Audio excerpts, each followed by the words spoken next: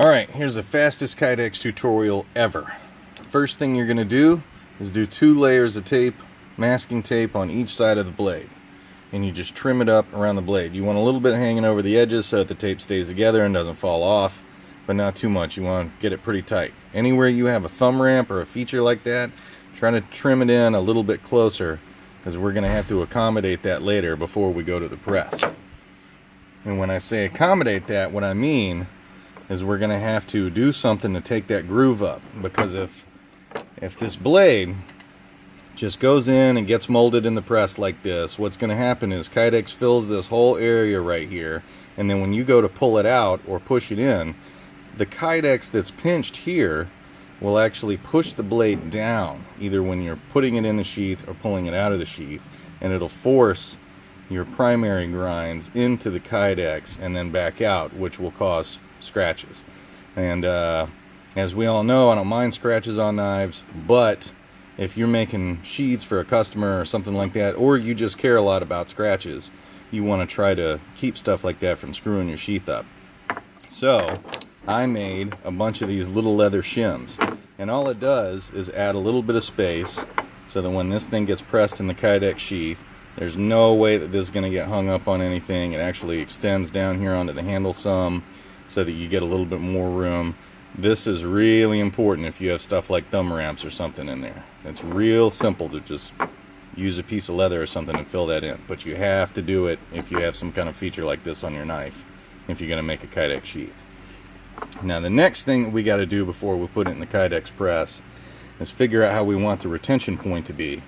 On smaller knives, I don't worry about using a shim to create a retention point anymore, because basically I'm doing a slightly looser mold, and the retention point on these knives is here, and I leave enough Kydex up on here to where this is your retention point. It's nice and tight. It's not so much you can't yank it out, it's not so much that you can't put it back in.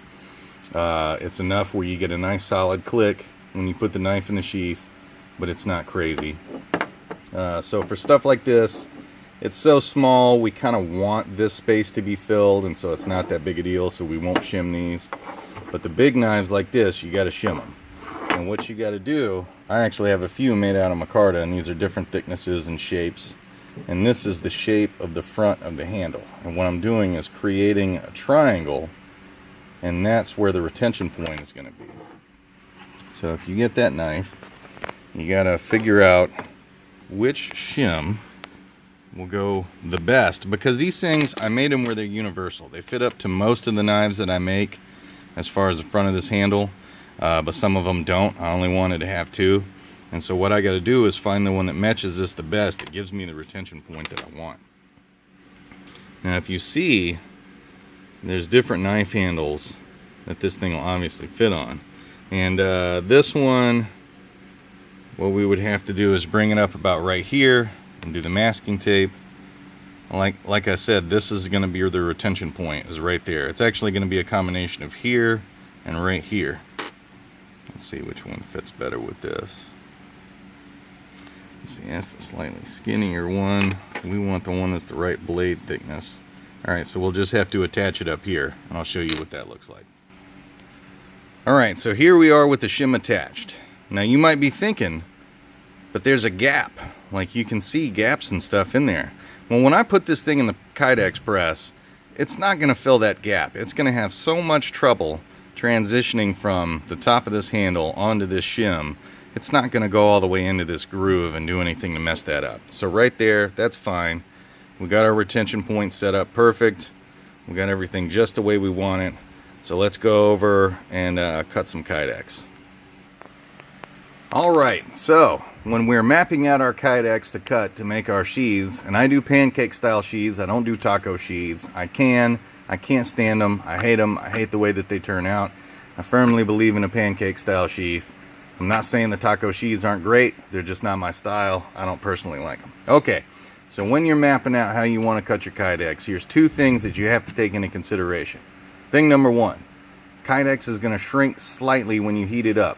You're heating it up a little, it's gonna kind of just barely scrunch up, just the tiniest a bit. It's gonna contract, so you got to think about that. 2, you got to think that you need enough space on the outside to put eyelets in all the way around your blade, and you also need to think about how much your Kydex is going to come up on the handle.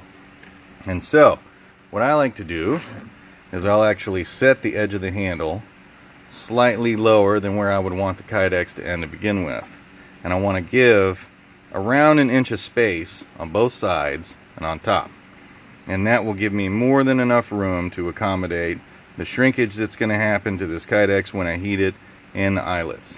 Now, I've done this so many times that I know these measurements by heart, but I'm going to show you how I go about doing this so that you guys can do it yourself. Alright, the first thing is, to give us the right width, we're going to do about 3.5 inches. See that? That's going to give us plenty. And so we'll come up here, we'll line up our ruler, there we are, and let's mark 3.5 inches. Now I know that I've got 5 of these things to do, so we can go ahead and knock this out. There's 3.5, 7, 10.5, and we're going to need one more over here, and we're going to have to get out another sheet to do 3.5 there. Alright, and you want to measure these 3 different points. You want one that goes all the way across the middle. This is, by the way, a nice measuring trick for making straight lines. We're going to do some across the bottom. One more. Let's just do it this way. Okay. And let's do a set across the top. We'll line this up, make sure everything's nice and parallel, and bust it out. Whoop, move my thing a little. Alright, 7. 10.5, and let's get another. There we go. Okay, now I got to draw the straight lines, and I can't do that while holding the camera. But the way I'm going to do that is, now that you got 3 dots, you can make sure that all these things will line up. So that dot's lined up, that one's lined up, and this one's lined up. So that means you know you're going to get the right type of line out of this. It's going to be straight. All right, hold on a second. Alright, so by the time you're all done making your measurements, this is kind of the grid that you're going to lay out. Keep in mind you need 2 sides for every single knife. So if I set that on there, what you see is that I've got enough room to accommodate all this. I got about 1 inch all the rest of the way around, so these things can shrink up just a little bit and everything will still be cool. So now what you got to do is put your ruler down, hold it with one hand. See, I got a razor knife right here. Always be safe. You should actually be using a cutting mat and stuff. But I've been doing this for like 10 years, so I make mistakes because I'm just lazy and I don't want to go all the way over there 3 cubicles and get a cutting mat. So anyways, so use your ruler as a straight edge, cut your stuff, and then we'll come back to it. Alright. Okay. You don't have to cut Kydex all the way through. All you have to do is score it. So you take this, press down, making a cut, and all you have to do is score it. If you do that, this stuff, you just bend it. It's kind of like breaking glass. And you can do this. You can put all of your score lines in here before you ever start breaking Kydex apart, and then break it all apart at the same time. So that's that. Alright, so here's my press setup. I heat the Kydex with a hot plate. It's enough where I can do 2 sets at a time. And my press is homemade. This is the same one I've been using since pretty much I started. And it actually does use good Kydex press foam in it. We just made one that was the size that I wanted so that we could mold a couple of knives at a time. I think this thing's like 12 by 12. That's pretty much it. But it allows me to do 2 smaller knives at a time. So the first thing we're going to do is let's throw some Kydex on here. You might want to use some kind of gloves or something. I don't, but I'm used to getting burned all the time. And so it honestly does not bother me to pick up 300 degrees Kydex right off this thing with my bare hands.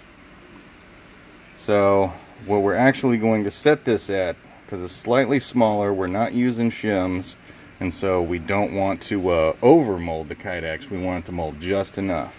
And temperature matters a lot, so we're going to set it right at 250 degrees. And we're going to let these things start to go.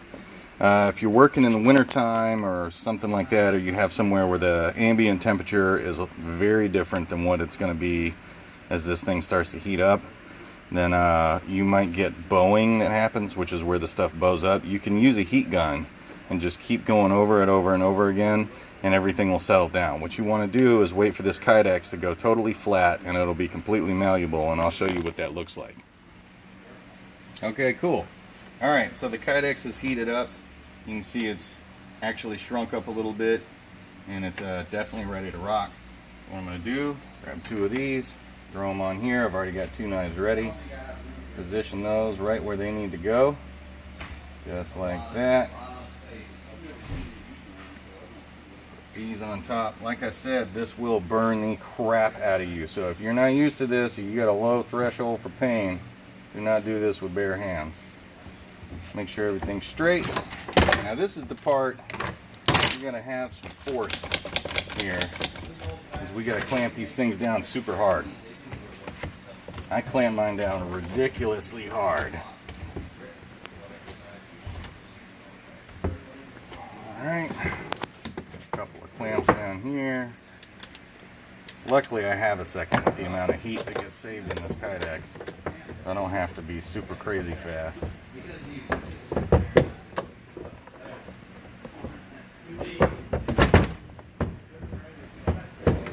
Alright, I put one more right here in the middle of the front.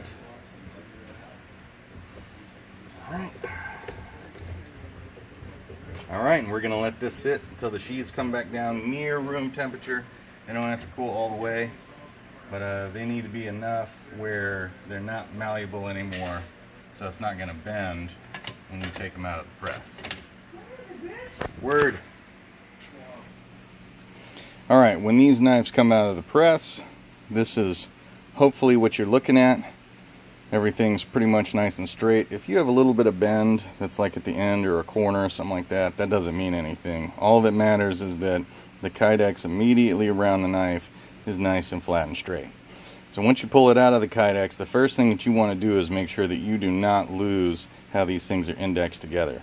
So what you want to do is run a bead of medium thick super glue all the way across this seam right here, and then spray it with accelerator, so that no matter what happens, this sheath is not going to come all the way apart. Because when you pop this thing loose and take your knife out, if these two halves come apart, you're going to have a hell of a time matching that back up again, and then tack welding it with the super glue like I told you to do at the very beginning.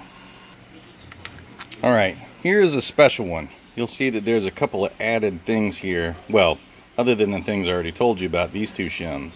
There's also that. Now what that's going to do is create a drain hole. And all that is a piece of fiberglass that's been notched in the end. And when I mold the Kydex, it's going to make a drain hole in the bottom. Now for neck knives and smaller knives like this size, I don't worry about a drain hole. But for the larger knives you're going to have on your belt a lot, these days I've started putting a lot of these things in. And so you'll see that when we mold this, that thing will be coming right out the end, just like that. Alright, so you can see that what we have here now is a nice Kydex sheath mold with a channel for a drain hole. Pretty cool. It comes straight out the bottom too, which means you can run water or whatever directly through it. You don't have to worry about it getting caught anywhere down there by the end. So that's that. Alright, once you have all your sheaths molded, it's time to take a welder's approach to attaching these halves together. So the first thing you want to do is tack weld everything. This way, no matter how many holes you drill, pressure you put on the sheath, anything like that, it's not going to come apart. So I just do a couple of little tacks of super glue all the way around, medium thick super glue, it'll hold up. And then we can mark out where all of our eyelet holes are going to be. Alright, here's the next step. You'll have to excuse my phone prop apparatus. Okay, so now you're going to figure out where your eyelet holes are going to be. Now, from this point on, all of the stuff that I write on this Kydex and make marks and stuff like that is going to be on this side. Now, the reason for that is because most people in the world are right-handed, and this is going to be the side of the sheath that is out for the world to see. And so if any of these pencil marks get left or anything like that, I want them to be on this side. Now I don't think that that's going to happen, but that means, or that doesn't mean that it won't. Okay, so now what you need is a pencil, which we have right here. All right, so you got to set up how these eyelets are going to go. The first thing that you got to do is you got to lay out some right angles. You got to figure out how this knife is going in the sheath. You can wing this if you want to, but your sheath is going to turn out looking like crap. So if you plan ahead and you do this stuff, your sheath is going to turn out cleaner, and that goes a long way. So you have to find, first of all, a straight line for this knife. And sometimes there's so much curve. I mean, on this, there's not really a whole lot of straight line. Now I molded this so that I can see the fat part of the handle, so I can see the center line of the knife. Like I can see where this line needs to go. And I like to space my lines a little bit more than a 1/4 inch off the blade. You're actually looking at about 3/8. And I've been doing this so long, what I should be able to do is mark this, measure 2 1/4 inches off, make another line on the other side, and it'll work out perfect. So let me mark this. Alright, make sure we get this lined up good. We don't want this sheath to look crappy. Alright, there we are. Alright, let's make our line. What I'm following right now is not only the center line of the knife, but also there's a little flat part of this edge that I'm lining everything up with. Alright, so I make a line right there. You can see my pencil line. And now, on this particular one, we actually only need 2 inches. And the way that I figure that out is this is the widest part of the blade right here. And so I hold my ruler over and I see how much extra I need to put on there. 2 inches is good. So like we did when we were marking the Kydex, we're going to make more than one little strike, and that will give us a straight line because you're just measuring off the same line. Alright, turn that, put this ruler, line everything up, and put a line right there. Okay, so now you've got these two lines are perfectly parallel. Now you got to figure out a right angle. Now you can use a any of the right angle devices to do this. You know, you can use the little edge thing, you can use a T-square, you can use anything that you want to that'll actually fit. I like to use a really nice business card, a clean brand new business card. I happen to have one right here in my desk. It's actually a Fiddleback Forge business card, and the edges are real clean. This card's nice and neat. It's not, hasn't been passed around. Now, you won't always get perfect right edges out of these cards. I actually checked this beforehand and made sure that that's a right angle that's at the bottom of this. And what I can do is line up this edge with a line and then just hold the card down and it'll give me the bottom line. So first, let me figure out where I want the bottom of the sheath to be. I actually want my last two drill holes to be right in line with the tip. So I'll put that right there. I'll bring this down.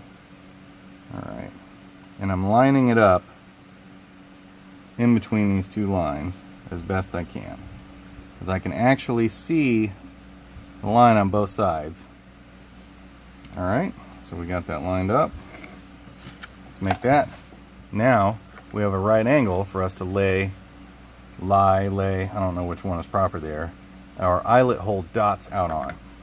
Now to figure out the spacing and where your eyelet holes should start out, you can do this however you want to. I like to take into consideration all the different attachment systems that are available for knives. Right now, the most popular stuff is tech locks, large tech locks, molly locks, and paracord and stuff like that.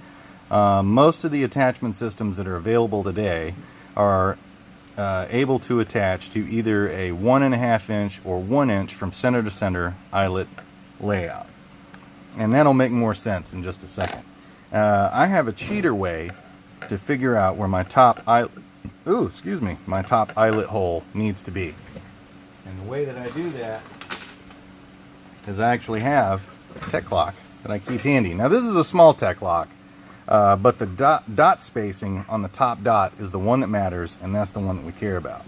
So I open the tech lock and I set it down. There's only so far up this thing can go before it's pushed off the sheath. So I put it up as far as it'll go, and I measure the center of this hole right here and make a little strike like that. Okay, now I'm going to switch to a magic marker that has a good point on it. And I do my spacing to accommodate both 1.5 inches and 1 inch from hole to hole. Hole to hole. And the way that I do that is I line this thing up, and this top set will be one there, 1.5 inch away, and 1 1.5 inch away. And what that does is, for an inch spacing attachment, you can use these. For a 1/2 inch, that 1.5 inch all the way over here. And these are the only eyelet holes that we're going to make. The truth is, more than likely, this will either be a neck sheath or will be attached by any of those popular methods. And so you'll be good with this spacing. Now what I do is I look at where this bottom line is, and I make a little strike right there on my ruler.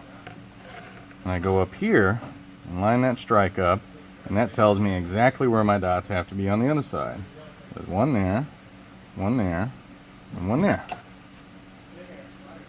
And let's make sure those are nice and dark so that I can see them when I'm drilling the holes.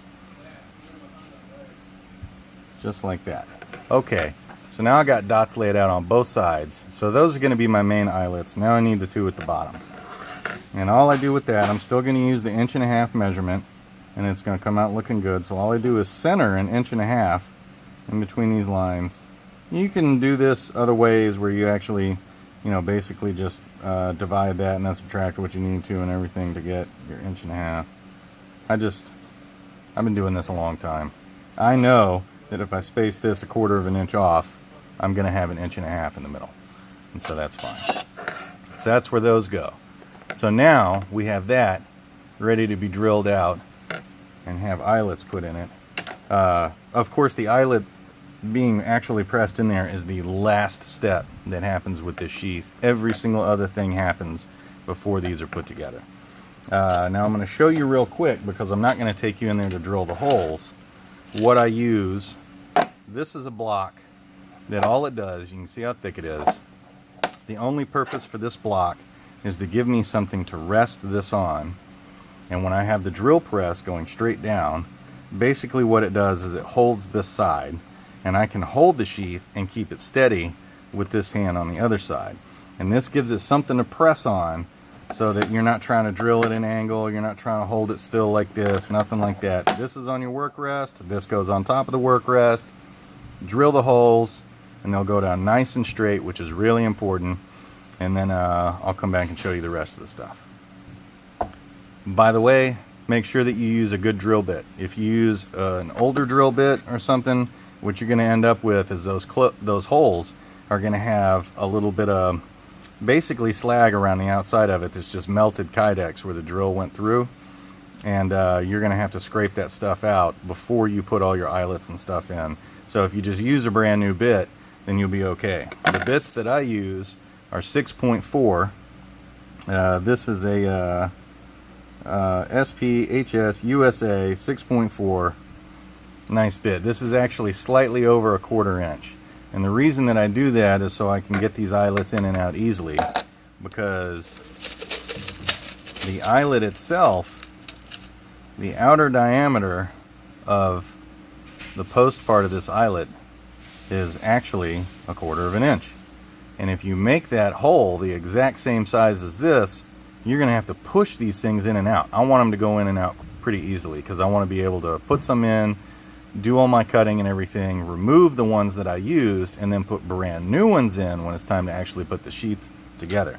I have a whole cup of used eyelets that I use every single time to put all these things together and mark them and get them ready to cut. That way I'm never using old eyelets, because they'll start to get rubs and stuff on them where you can see a little bit of the brass, because all these things is a brass rivet that has a tarnish. I mean, that's all it is. It's a brass eyelet that has been turned black, So if you screw around with these, if you use the same ones to put your sheath together with this method, and you don't switch them out for brand new ones at the very end, you could scratch and rub these things and have bare brass parts showing when you actually press your sheath, and that would suck. It doesn't look good. So anyways, let me go drill these holes, and I'll come back and I'll show you what the next step is. Alright, if you have done everything correctly up to this point, this is what your Kydex should look like. If you didn't, and it doesn't look like this, you did it wrong, and you should throw it away and try again. Because it's like I always say, if at first you don't succeed, you did it incorrectly. So, the next thing you're going to do, take your user eyelets, put one in each hole as a placeholder. Just like this. And you're going to do that on both sides and put a piece of masking tape over it to hold them in case they'll fall out. Now these won't, because my drill bit was a little bit old. And so we'll take our masking tape and put it there. Alright.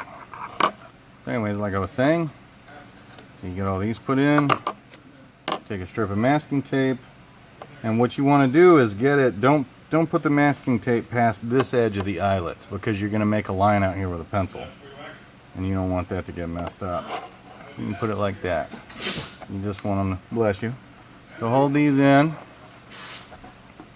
just like this. Alright, nice and smashed down, and you're going to do that to all of them. Alright, once you got all that set, take your ruler and you're going to make your outside edges. And I usually pull it about 1/8 of an inch off the edge of the eyelets. As you can see, like, that is where my line is going to be. And I'm just following the edge of the eyelets, and I'm going to do that all the way around. So you can also go off this line that you made to actually figure out where the eyelets were going to be. You want to try to get it parallel with that. I just follow the edge of the eyelets because they're right there. We do that. Another one right here. Another one right here.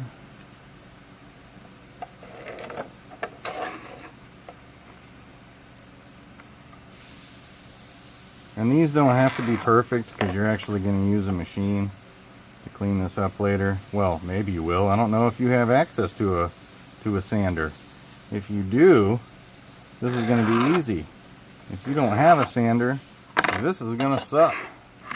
Alright, and I'll go ahead and figure out a little bit of this angle. I want the top of my sheath to be right here. I want it to be right at the fattest part of this. And this is a small handle. Otherwise, I might be measuring this differently. But basically what I want to be able to do is I want that handle to be able to wedge everything open and get the blade in there. And then I'm just going to make a couple of 45-degree angle lines, and I'll end up changing that to whatever I want later. Right now it's just real rough sketch. So you can see what the outside lines of this sheath are going to be. And now I'm going to go cut them out and smooth everything down, and I'll come back and show you what it looks like. By the way, when I cut them, I use a bandsaw. And the way that I smooth the edges now is I have a gray Scotch-Brite wheel on a bench grinder setup, and I use the gray Scotch-Brite wheel to clean up all the edges and do the chamfering that I do at top, and I'll show you that when I bring this back, and I'll explain it actually not in much better detail than I already did, so I might not explain it. Maybe you're just SOL, and if you weren't paying attention, you're going to have to rewind. Anyways, I'll go do this and I'll come back.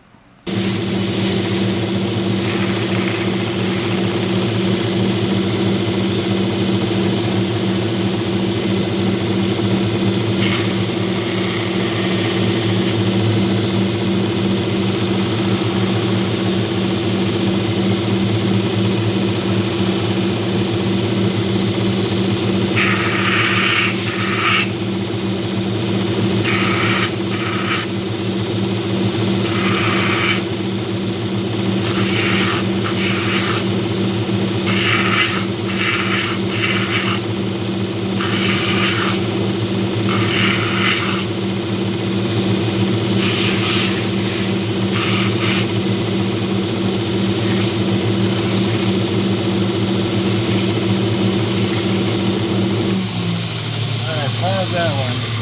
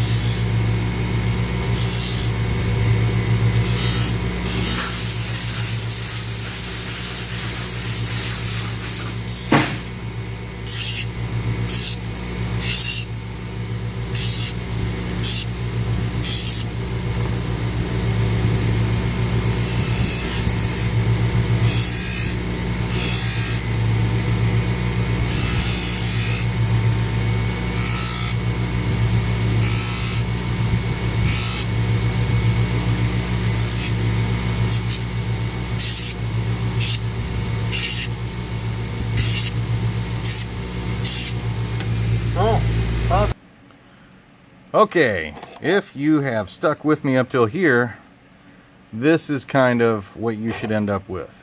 It's two halves, and you've cleaned them up, chamfered the top, cleaned up all the edges and everything. Now these, I was using kind of an old drill bit, and so you can see around these holes, I got some melty mud, and what you got to do is use a tool. I personally prefer this old trash blade that at one time was going to be a fiddleback Nessmuck or whatever. I don't know what the model is. I use this and I just stick it in the hole, rotate it a few times, yanks the mud out, you get a nice chamfered hole, and then everything is going to fit nicely.